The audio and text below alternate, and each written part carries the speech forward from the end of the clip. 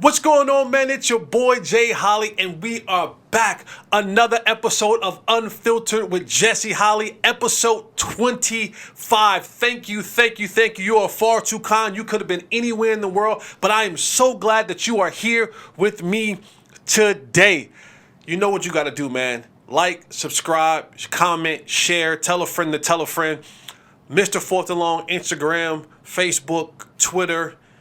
Do it, man. Just go out there and blow these numbers up, man. Do I have a show for you today? You're gonna love it. You're absolutely gonna love it. But you guys know how I like to get down. I am Jesse Holley, the sports talk equivalent of Braille. People feel me when I speak. You guys know how I like to get down. I like to give my motivation at the beginning. You know why? Some of y'all ain't gonna make it to the end, and that's okay. I'm not for everybody, but I do ask before you piece me out and deuce me up, give me 3 listens, 15 minutes apiece, 25, 26, 25 episodes we're about to have out there. Pick one, dive in, man, and then if you don't like me, well, watch again, rewatch those same 3 episodes, 15 minutes. I promise you're gonna love me after you do so. But here is my motivation that I want to give to you today. Today's a simple one. A lot of them are simple ones, but life makes things a little bit more harder than we are accustomed to at times. But my simple one is make sure that your feet matches your faith. Make sure that your feet matches your faith. A lot of times we ask and insert whatever God that you believe in. For me, I always tell you guys, it's Jesus Christ. So insert whatever God that you believe in. But at some point in time, we all pray for something. We all ask for something, to be blessed for something. And a lot of times when we ask for those things, we feel like we're sitting there waiting. And it's not that, God is waiting, we're waiting on God. God is waiting on us. He is saying to you, I hear your prayers loud and clear because you are my son, you are my daughter. But your feet isn't matching your faith. You're asking for things that your feet aren't willing to walk and do the work for. So I'm not going to deliver those things. So whatever that thing that you're praying for, believing for, asking for, make sure that you have your feet in the proper place or your feet moving in the direction of which you want those blessings to go in. God doesn't want stagnant feet. If you're a person that blessing is going to stay with you, if you're a person that's not going to take that blessing and really run with it and really move it to touch the masses, you'll be waiting all day long for those blessings. So make sure that your faith and your feet are lined up and ready to go, because when those blessings come, you gotta take off running. You can't be sashaying through the world with those blessings. Now, when you get those blessings delivered to you, you gotta hit the hole and you gotta go.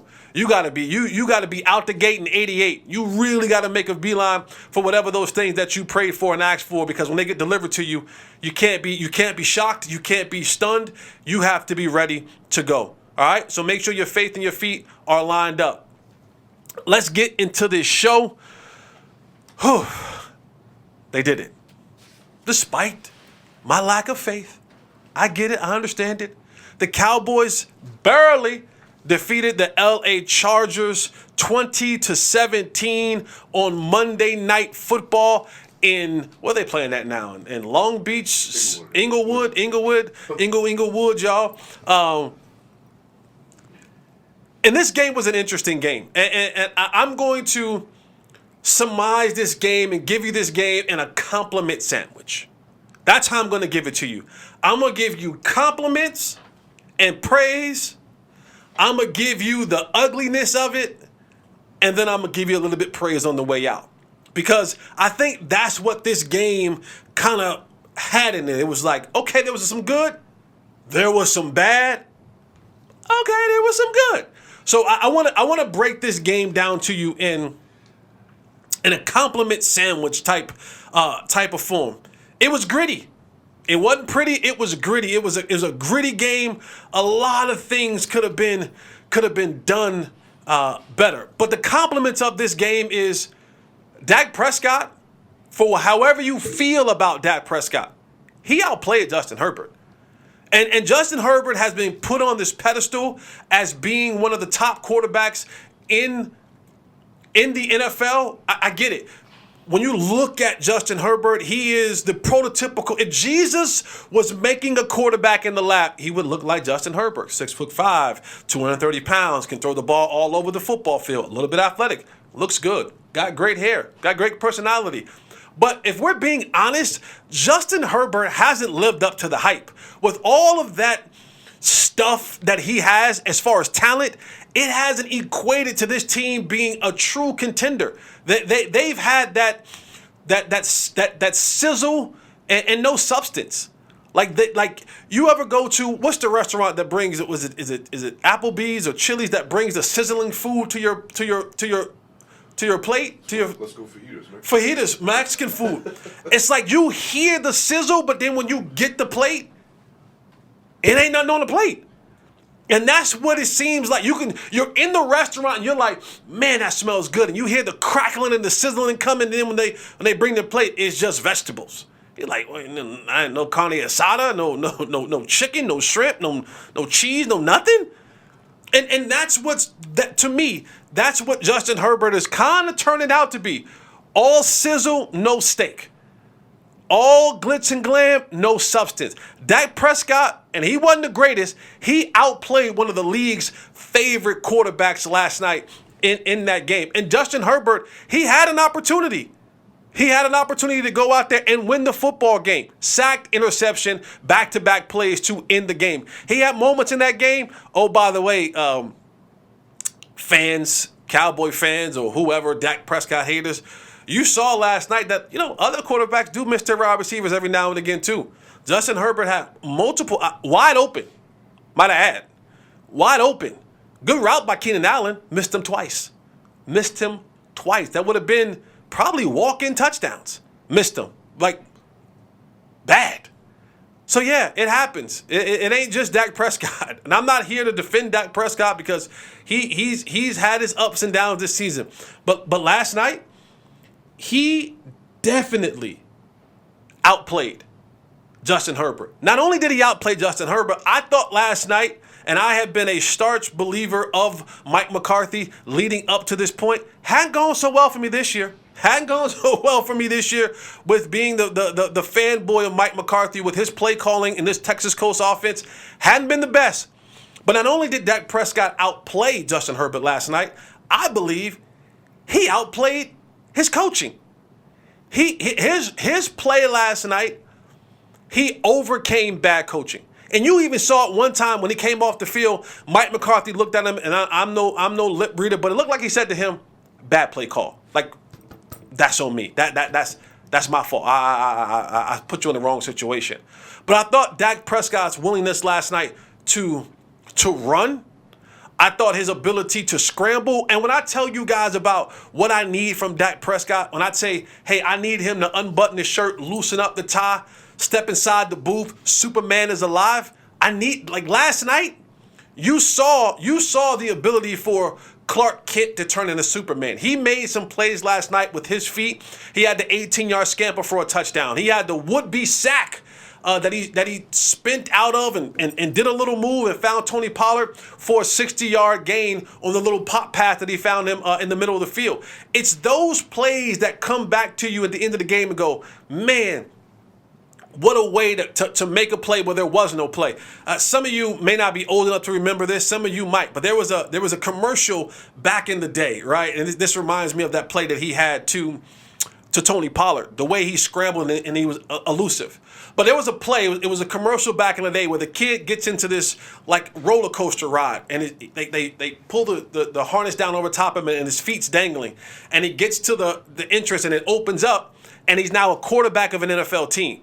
And there's linebackers running around and then the ride starts and he's moving and churning and he runs and he gets to the goal line and the guy hits his legs and he flips over and he lands. And it's a Michael Vick commercial for his sneakers that time. I think it was for Nike. And Michael Vick says, it's not in the playbook, but it should be. And I think you saw a lot of that last night with Dak Prescott where it was, not in the playbook, but it should be. And it's those plays that we see Patrick Mahomes make every week. Part of the reason Patrick Mahomes is in that tier by himself, the arm talent, right, second to none. But it's those moments where Patrick Mahomes scrambles and he's rolling, he's moving, he's shaking, he's on one leg, and he finds a receiver down the field. Dak Prescott had a play last night where the blitz was on, great blitz pickup, but he just kept retreating. Finally, Brandon Cooks comes open, and he lofts one up to Brandon Cooks for a touchdown. Those are the game-changing plays that the good quarterbacks make. They don't take the sack. They don't throw the ball incomplete. In the matter of moments in the game where you need them to be at their best, they answer the call. And it's moments when you see Dak Prescott do those things, you go, that's it. Do that more often. Be a runner. Be elusive. Be a game changer. Be the guy who says it's not in the playbook, but it should be type good. And it'll help you win football games. Because without those plays from Dak Prescott last night, don't think this football team wins. I don't think this football team wins. And one of the reasons why he was so good last night was because he found CeeDee Lamb. He found the best receiver on his football team. Go figure. Sometimes you got to go publicly about your complaints. Sometimes you got to pout a little bit. You know, the receivers get called divas, and I get it. I understand it from a receiver myself. I get it. But sometimes you got to do that in order for them to kind of feed you the ball a little bit. Last night, they found CeeDee Lamb 7 for 7 for 117 yards. 777. Wow. Number of completion in the Bible, but that's a little bit too deep for this conversation. Finally, they completed the task, and CeeDee Lamb was able to be the guy that they needed him to be. And I know some of you are saying, well, you know, he should have went for 200. And maybe. But it was a good sign to finally see that they made a assertive effort to get CeeDee Lamb the football. He is your number one for a reason. He bay. He's bay for a reason. You don't make her bay or make him bay if he ain't the dude. She ain't the girl, right? He's Timothy Lamb. And last night, he showed it. He showed it why he is the best receiver on this football team. We even had a sighting last night from Brandon Cooks. He made a couple plays. Between the two of them, I think they were 11 for 11 for 155 yards and a touchdown. When Dak Prescott targeted those two guys at that moment, they weren't. Now, leaving the offensive side, there weren't much to talk about good on the defense. I'm going to be honest. But there was one player, Marquise Bell. Now, Marquise Bell's a special guy. He was asked by Dan Quinn to come in and play linebacker when things got a little bit shaky. They got rid of Jabril Cox. He's a safety. And he was asked to come and play linebacker. I thought he did a phenomenal job last night. I thought he was part of the reason this Cowboys football team won. He shut down a lot of would-be big plays that would have been by Eckler and others. When you're able to have position versatility, whatever the life expectancy was for Marquise Bell, if he was an average guy, right? 3 years is the average time that you spend in the National Football League. I think he added a couple more years to his lifespan in the National Football League by him being able to have that position versatility. He's become a favorite of Dan Quinn. So while Dan Quinn will always have a job in this league, a lot of times you have guys like Marquise Bell. If Dan Quinn leaves and go be the head coach somewhere else, if he's fired and go be a DC somewhere else, he's going to go find guys like Marquise Bell and go, hey, bro, come over here. You know, you're a free agent. They're about to let you go. Come over here. Let's make some money together. And so when you're able to do that, and Marquise Bell has been stepping up and playing in those critical moments at different positions, you allow yourself a little bit of longevity in this league. So kudos to Marquise Bell for playing big. Okay, that's the bun. That's the top part of the compliment. Now, let's get to the meat and potatoes of just the bad parts about this football game. Penalties, and more penalties. 11 penalties to close to 100 yards of penalties. And that's not even counting the ones that were, they didn't want them. They said, nah, we're good. The Cowboys have got to get better. They literally gave a touchdown drive to the Chargers simply on penalties. They have the muff punt.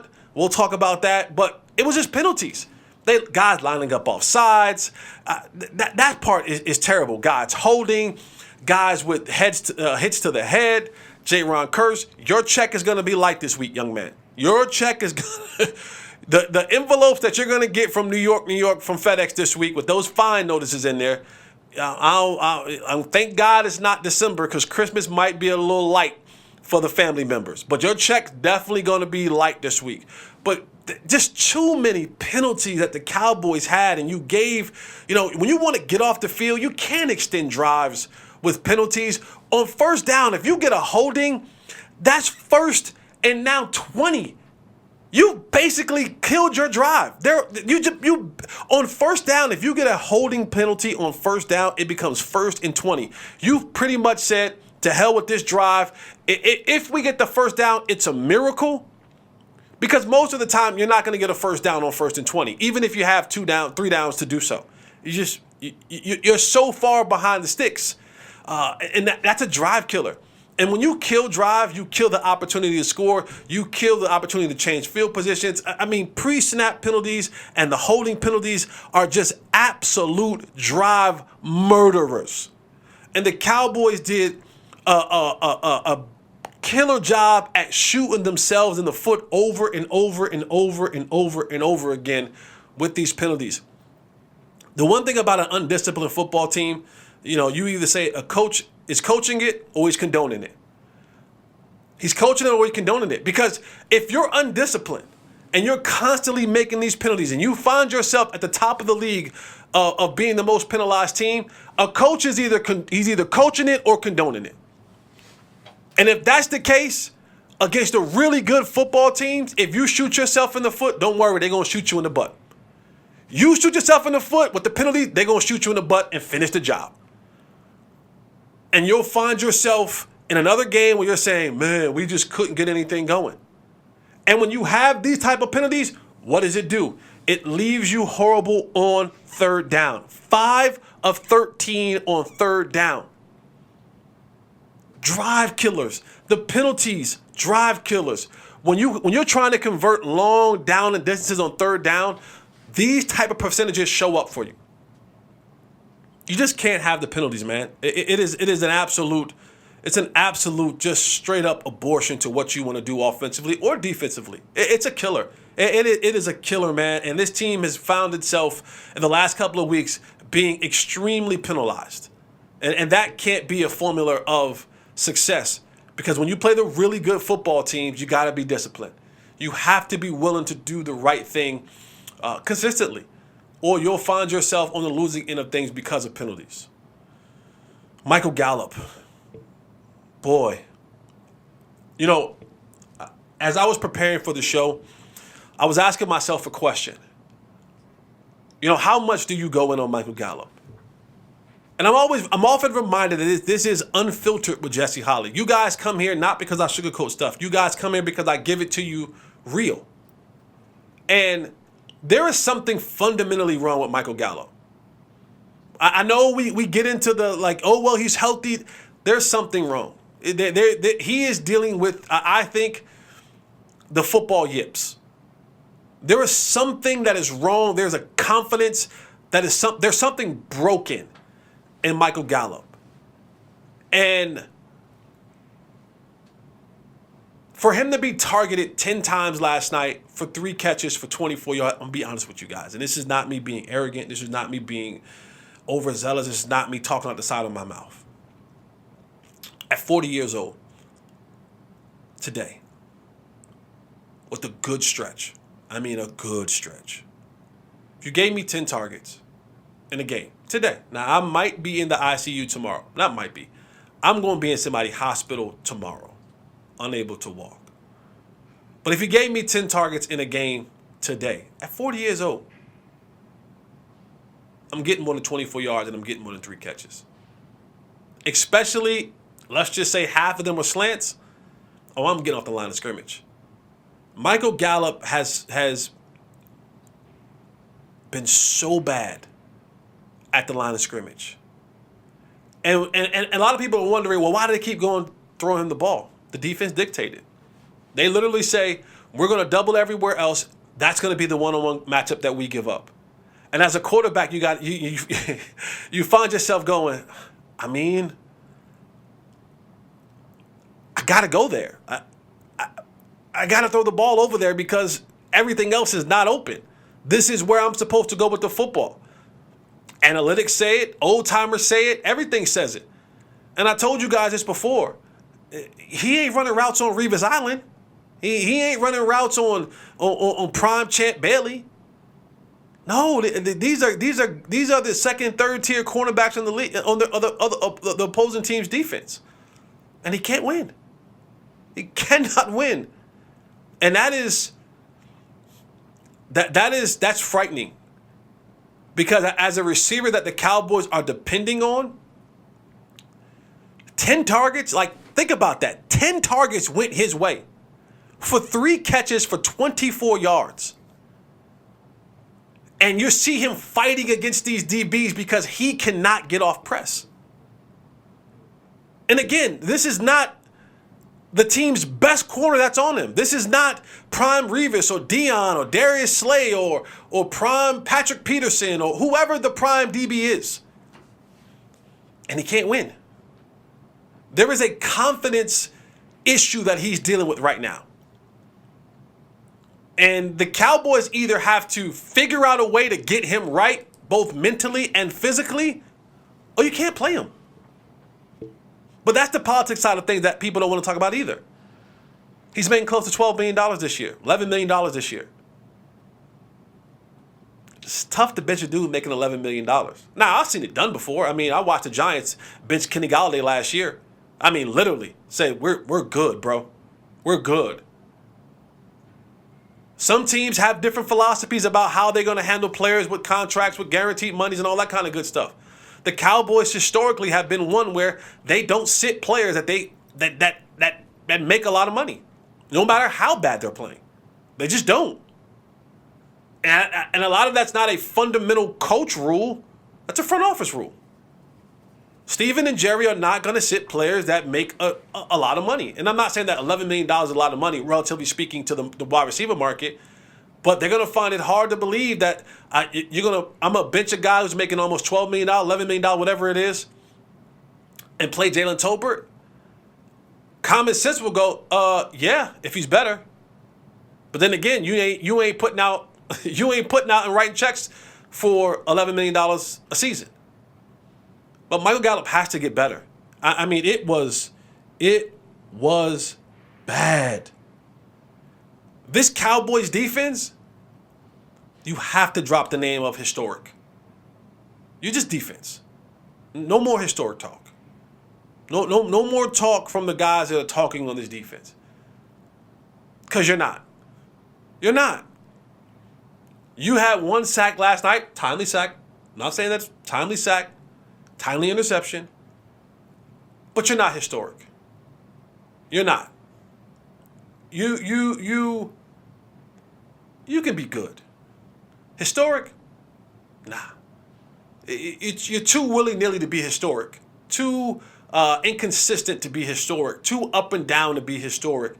Not dominant enough week in and week out to be historic. Those defenses that were historic were you weren't scoring more than 10, 12, maybe 13 points on them.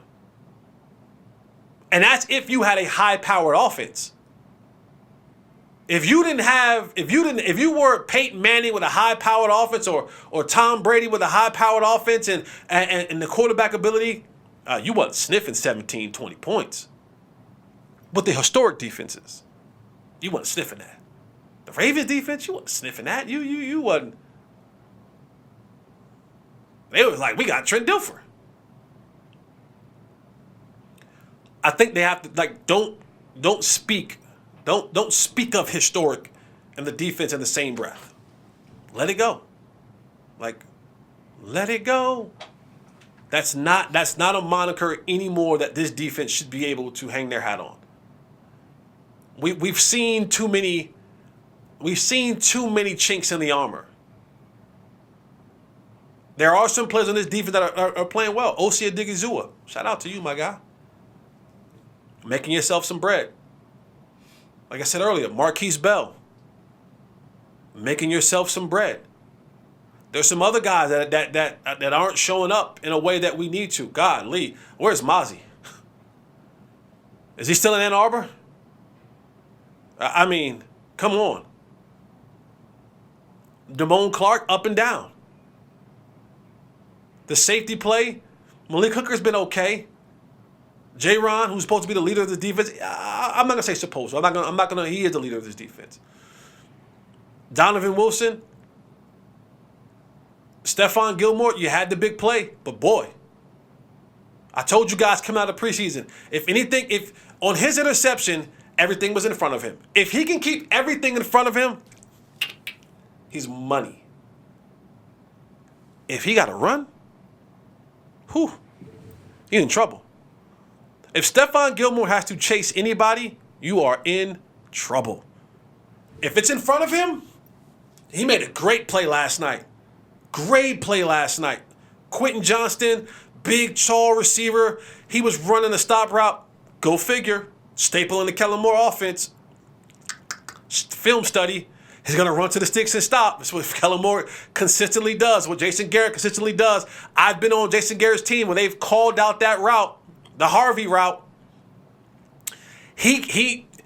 Gilly, man, he went, bumped the guy out the way, interception. But if he has to run with the guys, oof. Boy. But those are some of the things. Running game, offensive line, gotta be this. We've waited for this offensive line to be whole, the best five available, and they've done nothing but kind of crap the bed. I mean, they couldn't handle stunts. They're holding. Guys are getting beat around the edge. Guys are getting beat up the middle. It's bad up front. And we've waited for this group to be together. And whatever Mike Solari has to do over this time frame of the bye week coming up, got to fix it. So many leaky pockets last night. Dak Prescott was sacked 5 times. 5 times. Not counting the pressures, not counting the Houdini thing that he got out of. Could have been more. Could have been 7, 8. But last night he decided I'm gonna be a runner. I'm gonna be elusive. Not in the playbook, but it should be. The running game and the offensive line tie hand in hand. O-line has to step it up. All right, let me end this thing with another compliment. The bottom bun. I gave you a compliment, a little bit of trash. Now I'm going to compliment you.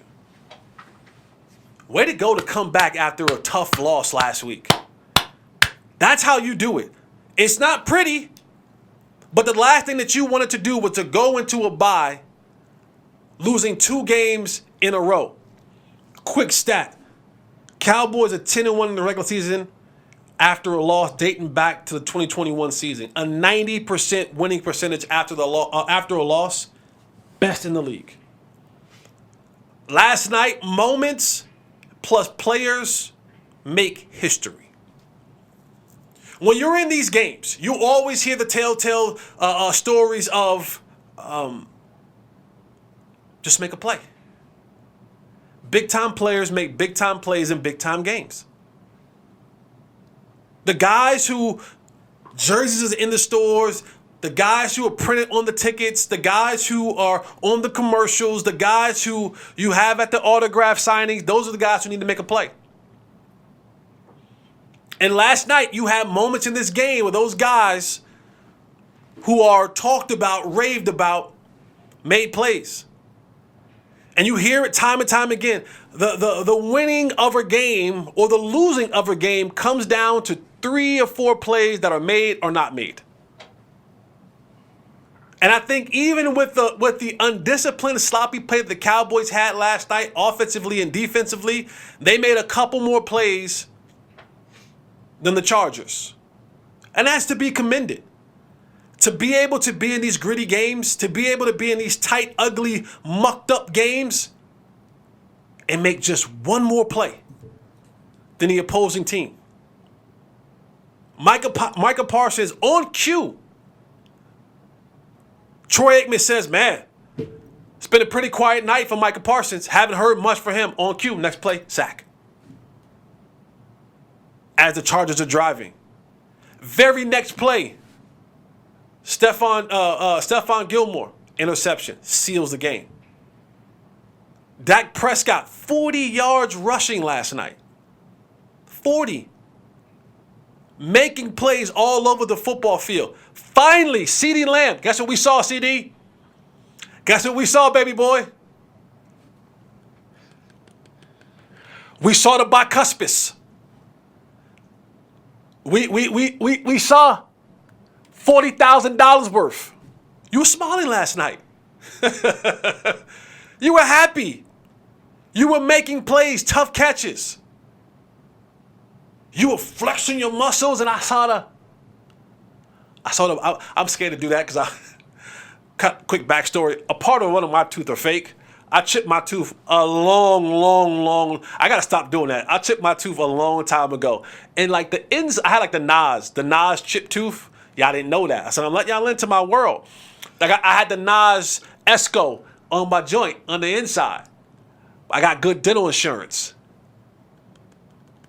I got to be careful doing that because if I knock that out on the show's over. I'm telling you that right now. You're going to get whatever I got at that moment. I knocked my tooth out. But CeeDee Lamb, we saw you smiling. We saw you enjoying playing football again. That's key. To see you enjoying playing the game of football. Brandon Aubrey.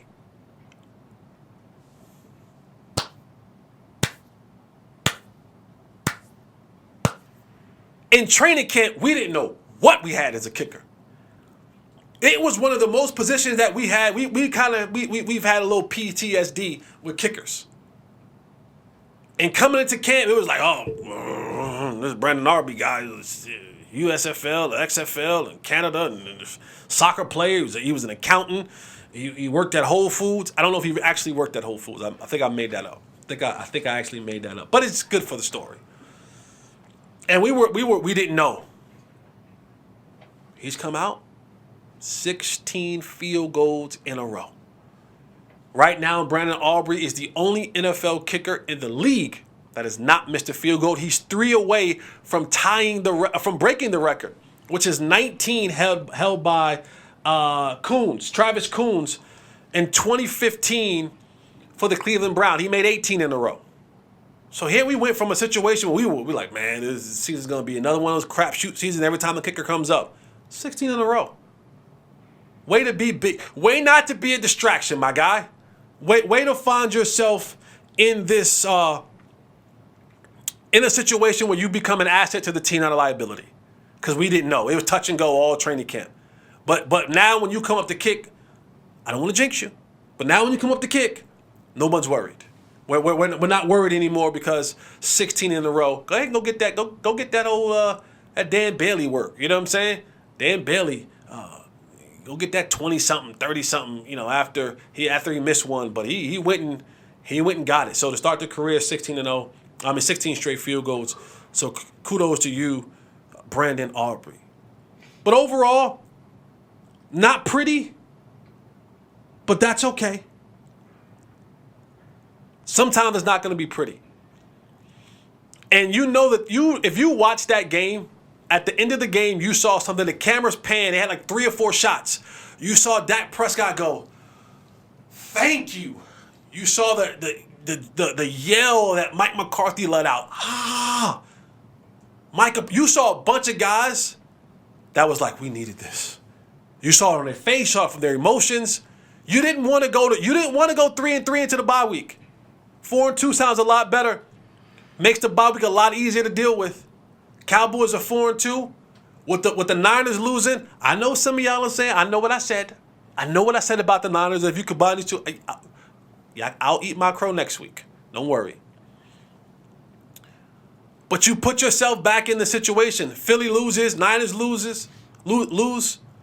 Now you're back in that conversation. Boy, I sure wish we didn't lose that game to the Cardinals. You'd be in a much better place. You'd be in that conversation with some of the top dogs in the league. But nonetheless, Cowboys headed into the bye week, got the week off. This is my PSA to you, to the fans, to the people. As the Cowboys and the players head into the bye week,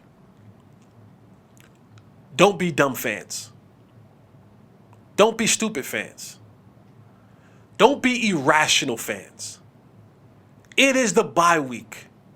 These men, whether you like their performances or not, no one goes out on the football field and says, hey, I'm going to be bad. No, that's not the objective. These men put a ton of energy and effort into it every single week. Some more than others. But there's a sacrifice that is made. They spend more time at the Star or whatever their team facility is than they do with their natural family. They don't take their kids to school in the morning because they got to be there at 6 a.m. They're not there to pick their kids up after school because they're there to about 6 or 7 o'clock at night, 8 o'clock at night. If they have young kids, kids are in the bed by the time they get home. So they may get to see their kids if they're traveling, they don't see them on Saturdays. Don't see them on Sundays if they're coming back late. Maybe see them a little bit on a Tuesday, your day off, whatever that day is. But this is their moment. This is their time for themselves. They've earned this bye week. So don't be stupid and be like, oh, why is so-and-so in Cabo? Why is so-and-so in L.A.? Why is so-and-so? If they're not getting in trouble, let them be with their families, their wives, their girlfriends, their side pieces, whatever it is. Let them enjoy their bye week in peace. Don't be keyboard warriors and like, you should be studying. You had, 10 targets for 3 catches. No, let Michael Gallup go and get away from this game for a moment. They deserve it. They've earned it. In fact, you get away from the game too. You take a moment and put your fandom on the coat rack for just a week. Come on back next week. But just don't be dumb fans. Don't be stupid, irrational people. You're better than that. These men earned this opportunity for a bye week. And as long as they're not doing anything that's immoral or illegal, let them be. If they want a game till 3 o'clock in the morning, so be it. So be it. If they want to catch a movie, walk in the park, feed the ducks, let them be. They want to go to Choctaw, let them be. Vegas, New York, let them be. Don't be irrational people. All right, man, when the Cowboys come back after this bye week, they'll take up the St. Louis Rams. Whoa. Are they the LA Rams too? The LA Rams. The LA Rams, they're 3-3 right now. Cowboys better come back focused. Mike McCarthy, Dan Quinn, y'all better figure this stuff. Figure it out. Figure it out. Figure it out, because the way that you're playing right now isn't the best, but you're 4-2, so we'll go with that. All right, man, let's go around the sports world. This is my quick, I'm an alumni of 2 schools. My quick little Colorado blew it. Holy moly guacamole. Let me look this up right quick. Look, get me Colorado's schedules, Tay. Give me their remaining schedule, because it's games like this. They played Stanford. I've been looking. It's going to be tough. It's going to be tough to make a bowl game. Colorado, 29-0 at halftime to Stanford. Bye. They got a bye. Good. UCLA. At UCLA. Oof. Tough. Home against the Beavers, Oregon State. They just beat Utah. Home against Arizona. Okay. At Washington State. At Utah, 14th. So they got 4 games left. 3 ranked opponents. Washington State was just ranked. Yeah. So 4 games left. You need 3 out of those 4 to be bowl eligible. Oof.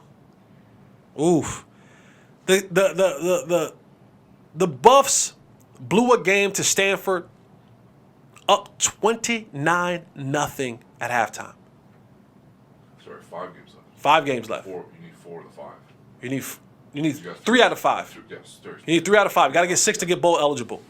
You got to get 6 to get bowl eligible. They need 3 out of the 5 left. I don't know if it's 3 wins in there. I don't know if it's 3 wins in there, but they blew a 29-point lead. Stanford comes back. Talk about being old, sidebar. Talk about being old. Dion has coached against Brandon Rice and E.J. Smith, sons of Jerry Rice and Emmett Smith, both his teammates. Yep, we're all getting old. Our favorites have sons in college that Dion is now coaching with. But pretty cool, coach his son against his teammates.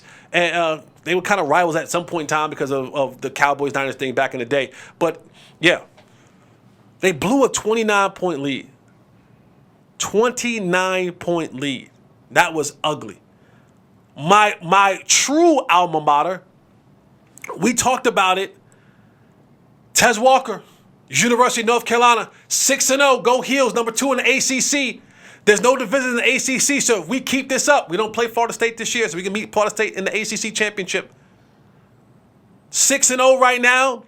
This is why, not only this reason, because it was the right reason Mac Brown fought so hard for Tez Walker to be back, but you saw him in the primetime game against the University of Miami show up and show out. 6 catches, 132 yards, not 1, not 2, but 3 touchdowns for Drake May to help lead the University of North Carolina Tar Heels to a victory over the Miami Hurricanes to put them at 6-0. Let's go Heels. Let's get to that ACC. But Tez Walker, a big contributor to that. He gives Drake May, who is probably a top 3 to 5 quarterback coming out this year, the NFL draft, a legitimate target. A legitimate target, and he has played extremely up to par. Shout out to Tez Walker, my boy, Freak Pride. What we got here, all right? The NBA, kind of going to keep this thing local. Luka Doncic. Luka Doncic could be lingering with the calf injury. Maybe missing the opening of the season. Jason Kidd said that we'll reevaluate this thing. He won't play this Friday in their final preseason game. Big game to open up the season, though. October 25th. They're heading down south, San Antonio. Luka, Wemby. The NBA is looking for that. The NBA has turned into an international game to have Luka and Wemby showcased. This calf injury worries me, though. Because calf injuries, look at Joe Burrow. Sometimes these things, and you're talking about a guy who consistently has to push off. If this is something that's lingering, you don't want to start this year off without Luka Doncic. You don't want to fall behind the 8 ball with the way things are going in the West. The Lakers are probably going to be better. The Nuggets are going to be the Nuggets. Bradley Beal is now in Phoenix. Supposedly Kawhi and Paul George are actually going to play basketball games this year. Go freaking figure. I mean, the West can get real thick real fast. And you don't want to find yourself behind the 8 ball because you started the year without your best player because he's out 4 to 6 weeks with the calf injury, 2 to 4 weeks with the calf injury, and you get down some games. I don't know if this Mavs roster is built well enough to compete with just Kyrie being the main go-to guy and to win meaningful games. So I hope that this is not, and of course, players are always going to say player things. Luka's like, it's going to be good. I'm going to be good. Of course he's going to say that. Players should. I hope. I got to give some love. I got to give some love to the MCDCs, the Motor City Fighting Dan Campbells, the Detroit Lions. We talk about the Cowboys a lot, rightfully so. Miami a lot. They're balling. The Niners before that lost, the best team in football. Philadelphia before their loss, they were talking about those the second best team in football. But the Detroit Lions have done nothing but just turn this thing around and are winning football games. Let me just give you a little bit of backstory. Dan Campbell was hired in 2021. Remember, he had the famous press conference, says, we're going to bite some kneecaps. They bite kneecaps. They stuck with Dan Campbell. They started out that year in 2021, biting kneecaps, 0-8. 2022, they come back, still biting the gristle off the kneecaps. Started the year 2-6. But this year, in the year of 2023, gnawing, scratching, clawing at the kneecaps, they are 5-1. I don't think if you have put on your bingo card if I told you the names that are in the 5-1 category that you would add the Detroit Lions to that list? Chiefs, Niners, Philly, Miami, the freaking Motor City Dan Campbell Detroit Lions. They're one of 5 teams that are 5-1 this year. You wouldn't have thought that. You wouldn't have thought that. The Detroit Lions are playing a brand of football that is more than respectable. They're like, this is not just, fluky wins. No, they are earning their wins. They are earning their wins. They have 2 games in a row where they've won by 14 plus points. That ain't fluky. They haven't done that since 1969. Oh, their quarterback, Jared Goff, playing MVP level football. Let me give you some numbers. Jared Goff, 1,600 yards, 70% completion percentage. 3rd in the NFL with air yard per completion, 8 yards per completion. 11 touchdowns, 3 interceptions. He is top 5 right now in the league the way he is playing football. Castaway. Took the Rams, helped the Rams get Super Bowl and said, we're good. You give us Matthew Stafford, we'll give you our leftovers. And all Dan Quinn has said, give me more. Tell you got something over there. You're oohing and ahhing. Nothing. But they got a running game. They got a defense. He's stuck with Aaron Glenn. When most people were saying fire Aaron Glenn is a terrible defensive coordinator. He did to Aaron Glenn what the Lions organization done to him. They were patient. Turned out to be working for him. Aiden Hutchins and the rest of the crew, they have embodied the mentality of Dan Campbell. 5-1, the Detroit Lions are playing a good brand of football right now, man. And that's honorable and respectable. Congrats to you guys. Now, don't start the season, do the reverse. You end the season well when you started terrible. Don't start good and then end the season bad. Continue this way. I want to cheer for the Lions. I want to be, except when you play for the Cowboys. When you play the Cowboys. No, I'm not going to cheer for you then. Be the old Lions. Be the terrible, sucky Lions. Don't be the good Lions. But yeah, another interesting story. Shout out to the Lions. Continue to do what you guys been doing. Respectable. Shout out to Motor City, Detroit, Michigan. Another story that's been popping up. If you watch the Monday Night Football game, there was this young lady. This is the internet's wild. It's a wild place. This is why I want to be rich. I don't want to be famous. Because you can't hide anything on the internet. If you watch the Monday Night Football game, young lady who is a Chargers fan, she was living, with every single bated breath as they were going in to score the touchdown. The Chargers were. She went viral. But what happens when you go viral? People begin to do their research. Some says this is a Chargers plant, an NFL plant. Nobody is this intense and is a Charger fan.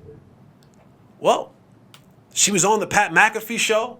She's been all over the internet. What happened? They found her a couple years ago in Minnesota Vikings gear. I don't know if it's AI generated or not. Looks to be her. Looks like this may be a plant. I don't know. I don't know how all that works. I'm not smart enough, not intelligent enough. But she might be outed. Her 15 minutes of fame might be coming to an abrupt end because when you become famous, the internet will find things. They did that with Jada Pinkett. She's going through her book tour right now. And she was saying, I was visiting Tupac at Rikers. And they was like, well, we have a timeline that says otherwise. I want to be rich. I want the coins. I don't want the fame. I don't know if I have time for this, and I don't want to rush. I think this is an important story, and I'm going to come back to this because I believe in this story a lot, and I want you guys to hear this story. So I'm going to hold off until next episode of this story. I want to break down this Russell Wilson situation. I'm not here to be a Russell Wilson apologist, but I am here to kind of give context to why things can kind of go wrong sometimes in an athlete's life. I have some other things that are happening in the realm of what we're doing here at Unfiltered with Jesse Holley, so it doesn't give me the time that I need to really dive into this. So I'm going to put a pin in that Russell Wilson. Just come back. You got to come back now because you have to hear the Russell Wilson story. You got to come back. But that's the show that I have for you guys today. I appreciate the love. Thank you, thank you, thank you. Like, subscribe, comment. Mr. Fourth and Long across the board. Facebook, Instagram, Twitter, Fanatic Views. Like, go watch it. Apple, Spotify, Unfiltered with Jesse Holley. Let this be a part of your day. Let this be a part of your life. I'm not a transplant. I'm just trying to get a little bit of money to get me some oodles and noodles. Help me. No, I just like talking to you guys. You guys, you're my outlet. You're my therapy. So I get a chance to talk to all of you guys. But I appreciate you guys being here. Thank you for joining me. Come back now. Don't stay away too long. Remember, make sure that your feet and your faith are lined up. Don't have crazy faith and still feet. Don't be calling on, asking for things and your feet ain't gonna move. Move and watch those blessings begin to find you. Remember, never let anyone tell you that their life is better than yours because it's your life. Eliminate the contingencies. I'm out.